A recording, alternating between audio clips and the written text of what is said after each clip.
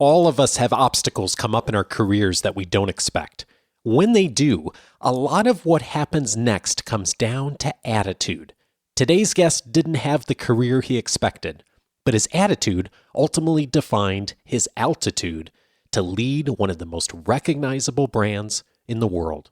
This is Coaching for Leaders, episode 384. Produced by Innovate Learning, maximizing human potential. Greetings to you from Orange County, California. This is Coaching for Leaders, and I'm your host, Dave Stachowiak. Leaders aren't born, they're made. And this weekly show gives you access to the practical wisdom that will empower you to become a better leader. And you know, because you listen to the show regularly, that so much of leadership is about what's going on with us. Yes, there are so many things that we are doing on a daily basis as leaders to reach out to others, to think about communication, to think about talking to others about their careers. And there's also so much that we need to be doing for ourselves and how we think about our work and how we think about our lives and the attitude that we have. Today, someone who has really been a tremendous example for so many, not only on leadership and success, but probably most importantly on attitude. I am so glad to welcome Howard H. White to the show today. Howard was a star in high school and a standout point guard for the University of Maryland, and was also an NBA draft pick until knee injuries put a stop to his basketball career.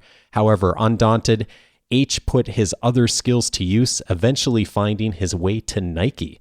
Today, he is vice president of Jordan Brand and has been with the company for 35 years. With Nike's support, he founded the Believe to Achieve program, an innovative traveling seminar designed to encourage youth to believe in themselves and adults to mentor them. And he's the author of the book by the same name, Believe to Achieve, See the Invisible, Do the Impossible. H, I am so glad to welcome you to the show.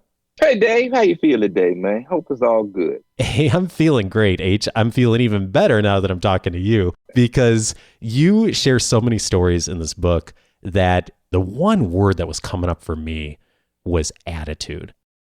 In junior high school, your girlfriend at the time decides to change schools, and you successfully make the case to transfer to the same school as well with her.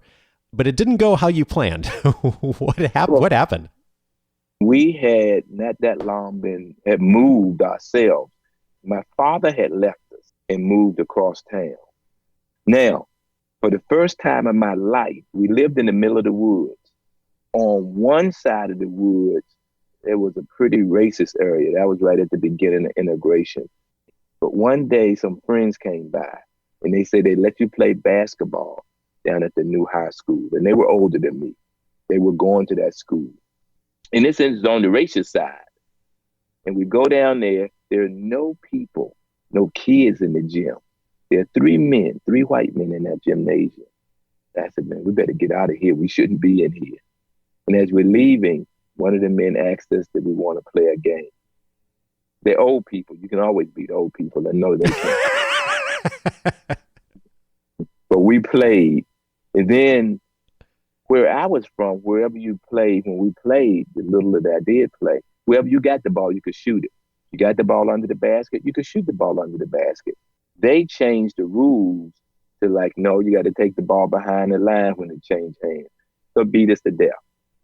But going to this new school, when the girl asked me, I thought this was going to be perfect. We'd be in school, we'd be in love. This was the beginning of this romantic journey, and she wasn't there. Wait, she wasn't there? She was not there. She was not at that school, Dave. But, you couldn't text her or call her at lunch to see where you are. You just wait till you got home. You call and say, hey, wait, what happened? I didn't see you. She said, well, I was at school. I said, no, you weren't at school. She said, I was at school. I said, no, you weren't at school. So I did not know one single soul at this new school, but a lot of things happened.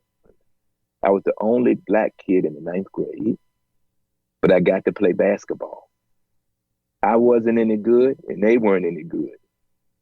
So I got to play basketball on a real team. If I had gone back to the other school that I was at, I would have never played because I wasn't any good. Mm. When we went in that gym, that high school gym, the year before that, after we finished, a man walked up, the man that we were playing against. He introduced himself. He said, "How you doing, son? My name is Jim Hathaway. I'm the coach here at Kecoughtan High."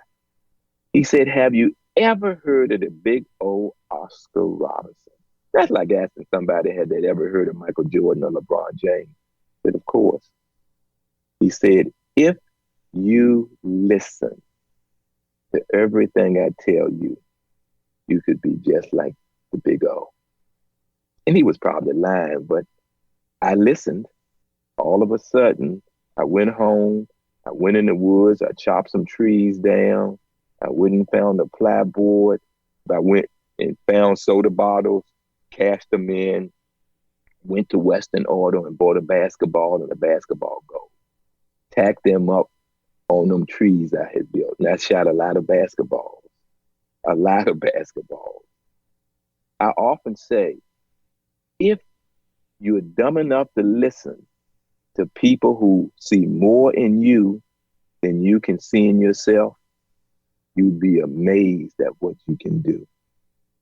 So if you happen to be a leader, listen to people because you never know what they may bring you. That same court that I walked on that first day, I was in the 8th grade and could not play basketball. Today is the Howard White court. Mm. They play the Howard White Classic on it every year. So that changed the scope of my life because I listened to somebody who saw more in me than I could see in myself. I'm thinking back to you being, in the junior high school years and showing up in that incredibly difficult situation of being one of the only black kids in the school, thinking you were following your girlfriend in that school and turned out she ended up somewhere else. I think a lot of people in that situation would have really struggled. And yet, despite that situation, you thrived. What was the choice you made back then that set you on the path to thrive? Well, first of all, I couldn't go home and say, "Mama, there's been a gross mistake here. You can't get an education at that school. I have to go to this other school." That was not going to work. So that was off the table. Now, I think it's how one chooses to see the world. So I talk to that coach all the time because the coach said, "Hey, if you listen, you could be just like the big O." When I got to college, the only thing on the back of my uniform was a simple H. And that's how I started getting the nickname H. I ran for senior class president at that high school, Kecoughtan High School. And I just read in the Scholastic magazine that said, if you're a class officer, you had a better chance of going to college. Nobody in my family ever went to college. So I'm thinking, heck, if all it takes is running for class officer, I got a chance to go to college. So I talked to my assistant coach and told him, and he said, "What would you run for?" I said, "I don't know, treasurer, secretary or something. Just say you need to be a class officer."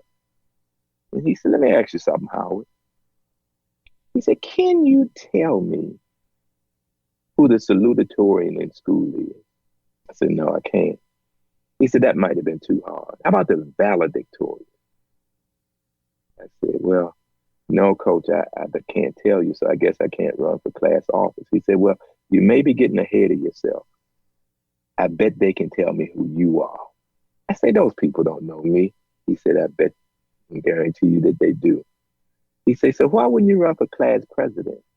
That way you can tell the secretary and the treasurer what to do." I said, "Man, that's a marvelous idea." Thought about it from that perspective. So oftentimes we as people set our sights too low. That taught me, set your sights out there. If they don't come true, I guarantee you're going to be a lot further along than if you ever set them low. And your audience, the people that are leaders already, and you working with other people and youth, get them to start setting their sights higher. Because all that takes now is some belief in who you think you might become. Mm. And if you can get that into somebody, you never know what they might become. Will they fail? Will they fall? Will they scuff their feet? Yes, all of those things are going to happen. But you keep getting them to reach further and further and further, extending themselves. They might do something massive. And you did get good playing basketball. You were an NBA draft pick. And then you ran into injury. What was that? What was that time like? This is amazing, Dave. I got hurt my senior year in high school. I went to the University of Charlottesville, Dr. Frank McHugh, and got my knee rebuilt. And really, I probably should not have played basketball my freshman year, but I did. And then, I was a sophomore, junior, and I played. But what was really happening, I was simply playing off of one leg. I was playing on my right leg, and I was jumping still. I mean, I could really jump, I could move. But really all I was doing was wearing down that one other leg. In my senior year in college, that was gone. Basketball suddenly became not much fun because it hurt to play. Now, for me, I had no idea what I was going to do. But it was almost like I must not be meant to play basketball.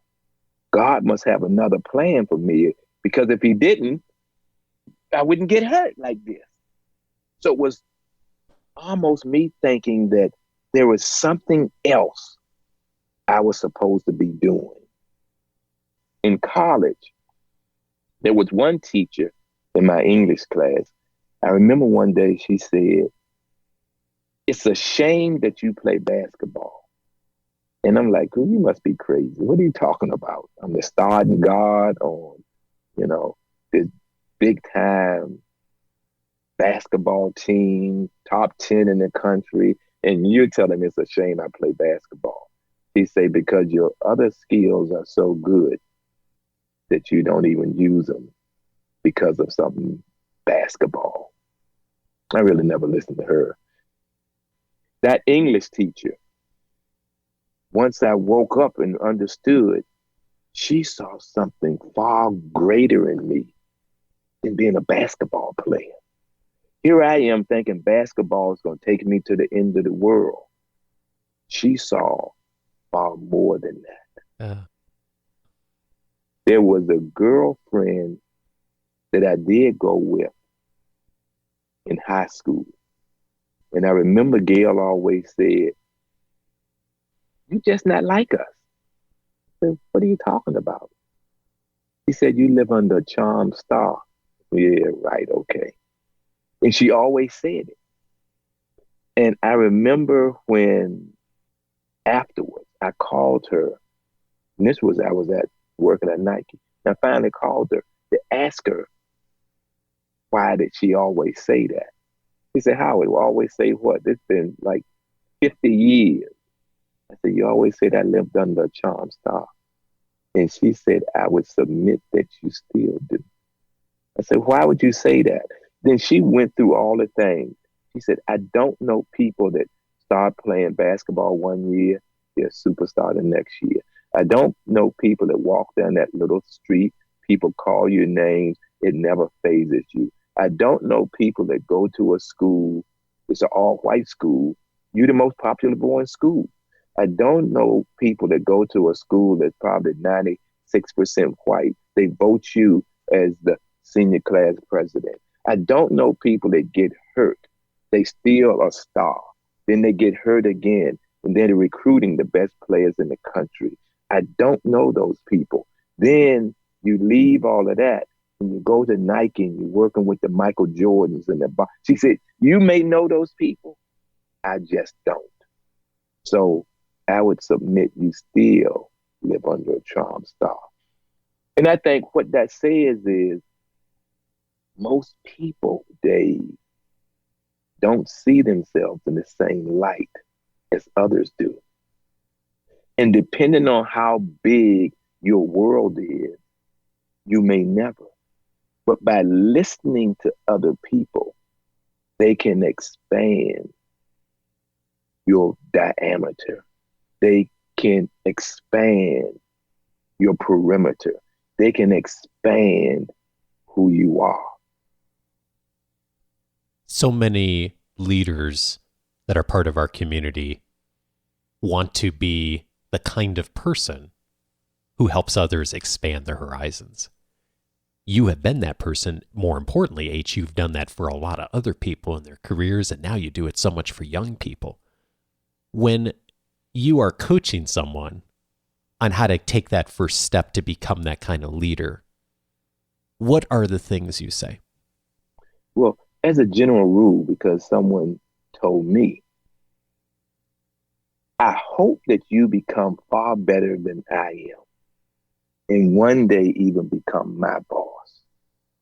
Now, let's start looking at ways that you can do that. And it's not whether someone follows you to the corner. If they follow you around the corner, that's when you can actually make a difference. And it's helping someone see their weaknesses and how to make them stronger.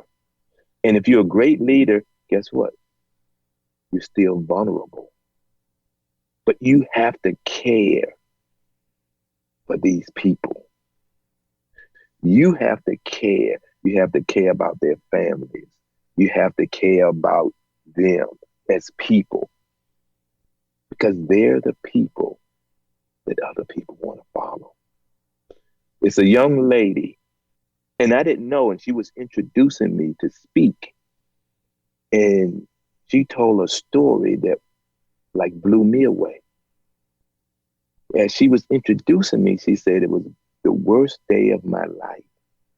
I had just gotten this news that something traumatic had happened to my dad. I came down the elevator and I was with Howard H. White. And he said, how you doing today? And he engaged me. And he started talking to me. And he started letting me, because he didn't know what was going on in my life. But his kindness opened me up to see far greater than I was able to see in that little narrow world that I was looking through. And she said he didn't know this, but the time he spent with me that day saved my life. So usually if you do things not because they're going to further you, not because, wow, if I say something, it's easy. Somebody might say something to the president and CEO because they might think that gives them brownie points. But it's what you say to the person that's the custodian, the person that works in the cafeteria, the person that you don't know from Adam. It's the time that you give them that says so much about who you are. And if you are leading an organization, won't people act the way they see you act? So I like to look at leadership in those extraordinarily simple ways that build confidence and courage in people. Because to be a good leader takes courage. Mm. Well, speaking of courage, I grew up in the Chicago area and I was in high school when Jordan was at the height of his career. So it's amazing to me to even think about Air Jordan and not being, its own brand and with the success that it's had. And one of the things you write about is that early on, that wasn't apparent. And you felt that Air Jordan really could stand as a separate brand, and not everyone at Nike thought that. And you worked really hard for Michael and for the brand for that to happen. Tell me about what that was like in the context of those 5 years and making the case at Nike.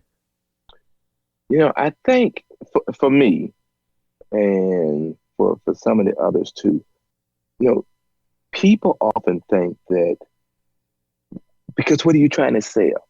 If you're trying to sell just some more shoes and clothes, good luck with that. But I think what Michael really meant to so many people was hope.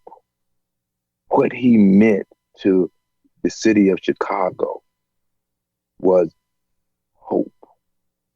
And Philip Knight, who is the founder of Nike, co-founder, Bill Bowerman was the other one. And I remember when I told Mr. Knight, we were sitting down, and Michael had just retired. So I was telling him that I thought Nike could be a brand. Jordan could be a brand. And he said, "What are you talking about?" I said, "Well, I really think that it could be a brand." He said, "He's not even playing." He said, "Just in case, let me refresh your mind. What we do is we take an athlete, we build them shoes, they go out and they play in those shoes, people look at them, and then people buy the shoes, so they emulate that." Now, in this equation, he's retired. He's not playing. So do you see how this is broken? I said, "Yeah, that is broken." I said, "But you know what's funny?" I said, "I happened to be out in front of the campus just the other day, and a Mercedes-Benz pulled up to the red light and stopped. And then the light turned green and the Mercedes-Benz left." He said, "And your point is what?" I said, "It just dawned on me that Mr. Mercedes has been dead an awful long time. How did that Mercedes-Benz pull up to the red light and stop and take off?" He said, "Point well taken." So oftentimes it's finding a way to help someone see, because that's really all that is, helping someone see, giving them a perspective that they can relate to, that changes the whole way they see the universe. Mm. And there's nothing that can replace that. When there is a young kid that needs hope, that's hard to replace. And there's a young man that works at this company. He had seen Michael one day and he came out and he said, "You know what? I kind of just walked by him and I came back and he said, 'My goodness, that's Michael Jordan.'" So I walked over to him and said, "Hey, Mike, man, nice seeing you. Thanks for being here." And he came over. He had a meeting with me. And he said, "I must tell you this." He said, "I'm from the south side of Chicago, pretty tough area." He said, "Now what happened? Every day I would come to work. I had a job at Nike Town in Chicago. Every day I would come in, I would catch the train in, and I would make it a point to walk by Michael Jordan's office. He had an office over in the Omni Hotel. I would make it a point, regardless of the weather, regardless of how cold, I would walk by there in hopes that I might just see one of his cars out there. And then when I would leave work that day, I would do the same thing. And again, it was simple hopes that I might catch a glimpse of one of his cars. And if I was lucky enough, maybe I would see the GOAT himself. He said, now I was under no delusion that I might become this great basketball player. But I did think that I had greatness in me. And he had not become at that time, but now he's a vice president here.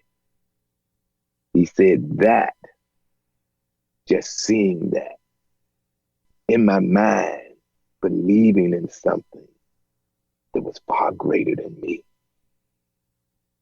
Again, I had no delusions that I would become the great GOAT, but I knew I could be the best me I could be. So therein is what this game is about. How do you make someone else see the best them they can be? One of the things you write in the book is remember to do something that not everyone is willing to do.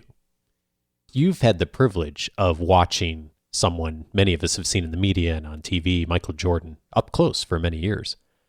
I'm curious, what have you seen him do that others are unwilling to do that maybe we don't see in the media?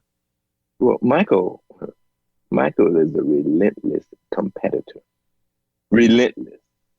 We were in Hawaii one summer. And, there's some ping pong tables. So we just started playing ping pong. And I was decent, by no means great. And, we just played ping pong.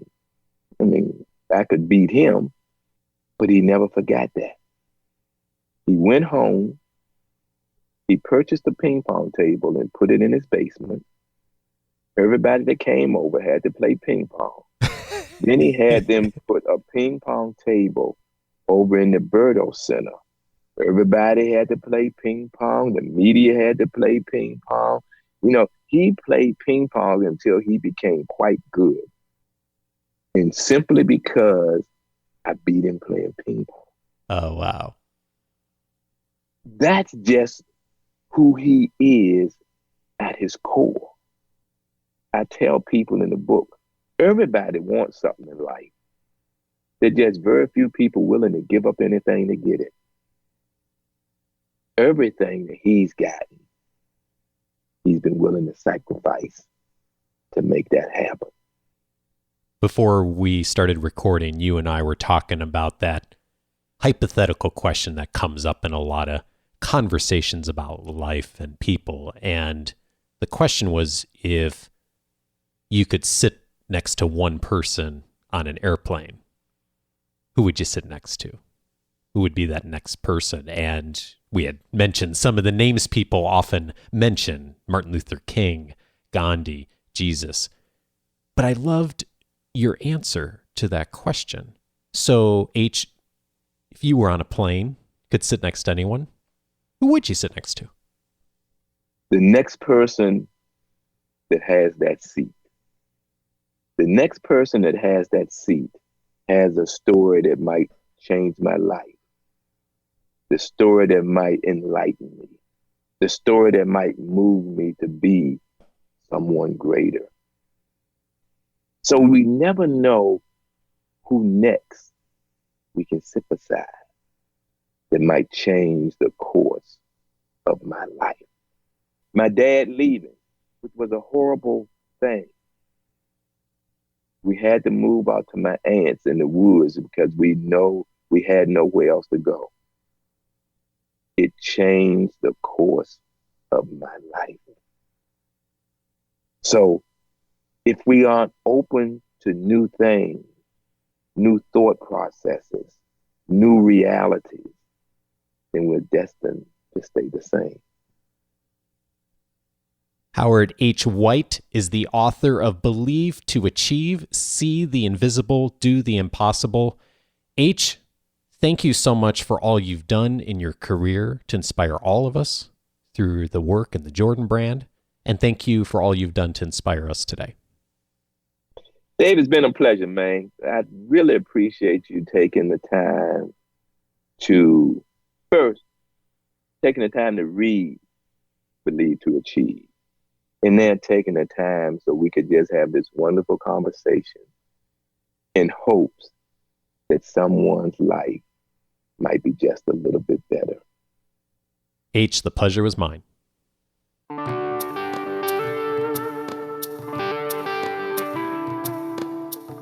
I've been so privileged over the years to welcome many guests like H who have inspired us with their career journeys and done some wonderful things in the world. 4 past episodes in particular that come to mind are episode 103. The title of that episode was Everyday People, Extraordinary Leaders, a series I did a while back, and started with Olivia Klaus. She is the producer of a documentary film called Sin by Silence. She highlighted at the time some of the laws in the state of California and how they were unfairly treating women who were victims of domestic abuse. That documentary movie went on to influence a change in the California legal system, ultimately a change of laws, and influencing the governor of California. It is a fascinating story of how one person's vision for a project really created some incredible change in the lives of so many people. And she tells the story of how it happened in episode 103. Check that out if that's of interest. I also would recommend episode 229, Leadership Lessons from the Challenger Disaster. Al McDonald was my guest on that episode. If you know anything of the Challenger disaster, the Space Shuttle Challenger, there's so many leadership case studies that have been written about it over the years, and Al McDonald is a central figure in the Challenger story. He is the single person who refused to sign off on Challenger's launch the night before the accident for the very reason that ultimately doomed the space shuttle. And it is a fascinating interview and story with him about that evening, the decision he made, and also, perhaps most interesting, what happened after that accident and the resulting investigation and how his career played out. He is the still, as far as we know, the only person in American history that Congress wrote a single law aimed at. If you are a space geek and also, or have a lot of interest in ethics in leadership, and you haven't heard episode 229, absolutely check that one out. Also, I'd recommend episode 267, The Way to Grow Your Leadership Career. Ron Wallace was my guest on that episode. He is the former president of UPS. He started his career as a UPS driver, worked his way up through the hierarchy at UPS, ultimately became president, and wrote a book talking about the lessons he learned along the way. And on episode 267, he taught us a number of the lessons he discovered in his career journey. So if you are looking for a bit of inspiration on the path you may take in your organization, especially if you are moving up, episode 267 is one to check out for sure. And then finally, of course, I'm going to recommend episode 336, The Choice for Compassion. My guest was Dr. Edith Eger. She is a Holocaust survivor. On that episode, Edith talked about the incredible story she had in her life of being captured by the Nazis and the resulting horror that she experienced in the concentration camps, and then also her career after that and her life story. It is an incredibly inspirational message. So many of you reached out to me and reached out to her after that episode aired. Episode 336, The Choice for Compassion. I would certainly encourage you to make that choice as well. And all of those episodes are available in the podcast library. You can access them by going to coachingforleaders.com/podcast. If you have your free membership set up, you'll be able to search for all of those and every past episode since 2011, searchable by topic. If you have not yet activated your free membership, it'll prompt you to do that, and you can activate your free membership either there or at the coachingforleaders.com website on the main page. It will give you access to the entire past library since 2011. Also, access to my free 10-day audio course titled 10 Ways to Empower the People You Lead. In that free course, I highlight many of the lessons that we've learned from the experts on this podcast over the last 7-8 years now, and also give you some very practical things you can do to take immediate actions to influence others. If that would be of value to you, you can activate your free membership right over at coachingforleaders.com. You'll also get access to all of the book notes, my highlights from the books that I've read of all the guests who've been on the podcast recently. recently. I read H's book as well. All of my highlights are there, downloadable for you with your free membership. So check that out in the book notes section for those of you who access the free membership portal. Next week, I am glad to welcome Lois Frankel to the show. She is the author of Nice Girls Don't Get the Corner Office, and she's going to be with us to share the unconscious mistakes that women make that sabotage their careers. Regardless of which gender you identify with, I think you're going to find a lot of useful information and inspiration from that conversation as well. Join me next week to discover more, and I hope you have a great week. Take care.